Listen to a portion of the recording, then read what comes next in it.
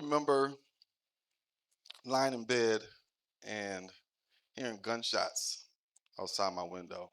And I remember thinking, that ain't fireworks. Hearing those things, and where I'm from, we learn really quickly that fireworks and gunshots kind of sound the same, but we kind of learn how to differentiate the two. And when you're able to know what type of pistol or gun is being shot just based off the sound, that's not a flex. I call it trauma with rhythm. But nobody called it grief. Nobody pulled me to the side and said, Damien, you know that feeling that you have in your stomach, that nervousness that you feel? Yeah, that's grief.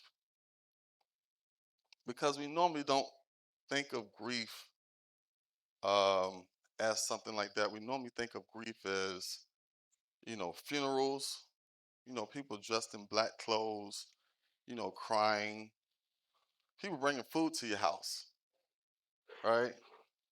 That's grief. But there are other types of grief that we encounter on a regular basis. One of the first types of losses that I experienced, it wasn't a death.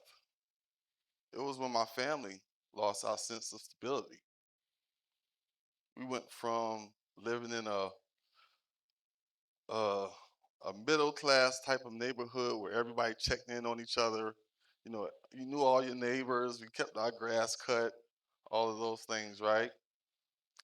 To move into a neighborhood where you learn quickly where what streets you didn't go down or what corners that you didn't go to at night because it wasn't safe. Now let me tell you, there's no Hallmark card. Nobody's bringing you a box of chicken from Bojangles because you've lost your sense of stability, right? When we think of grief, we normally think of death. And yes, death is grief. But what about those other losses? Sometimes loss doesn't come in the form of a casket, right? Some of the heaviest loss that I experienced in my life didn't come with that. It came when my family moved into that low income housing, and I noticed that I began to kind of shift, right? My I started to reflect what my environment was. I became a little bit colder, a little bit tougher, a little bit more on guard. And what we really think of when we think of grief, we're thinking of what are those things that we're losing.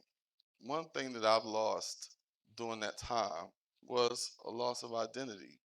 I thought I knew who I was. I was this kid growing up, in this middle class neighborhood, and suddenly I was just a kid trying to survive the hill, which was a neighborhood in our rural community. Survival sometimes it forces you to kind of reinvent yourself before you even able to understand what you have lost. And I wondered how many of us have that similar experience? How many of us had to grieve who we used to be before we even gave ourselves a chance to say goodbye to that person?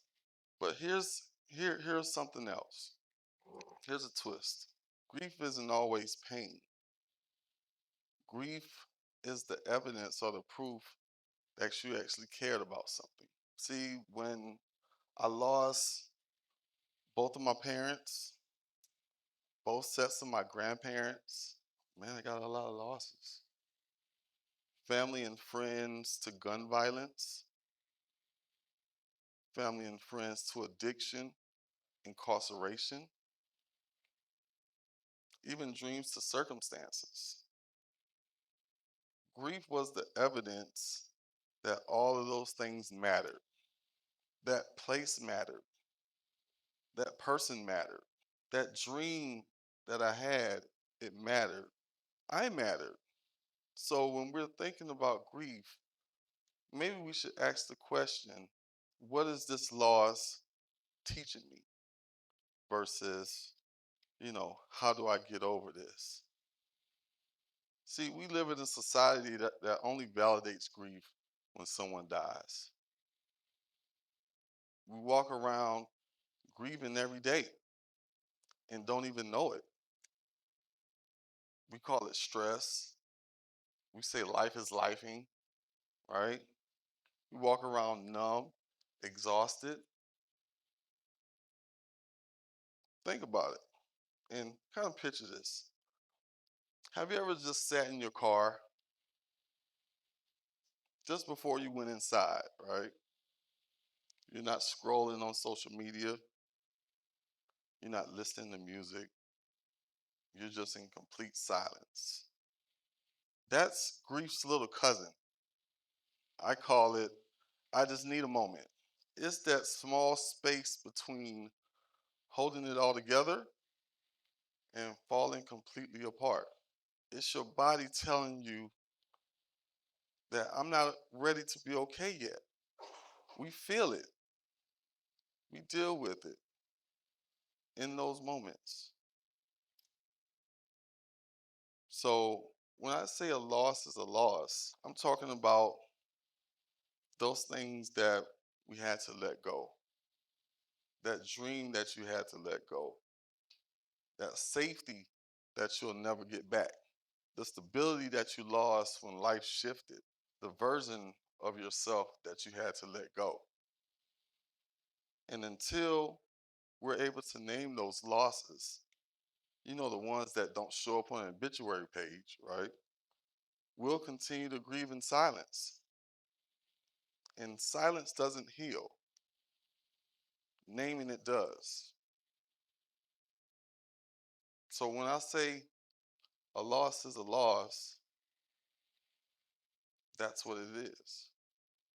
So the next time life kind of hits you with those uppercuts and those jabs and those really painful moments, instead of asking yourself, what happened? Why is this happening to me? Maybe the question should be, what did I lose? Thank you.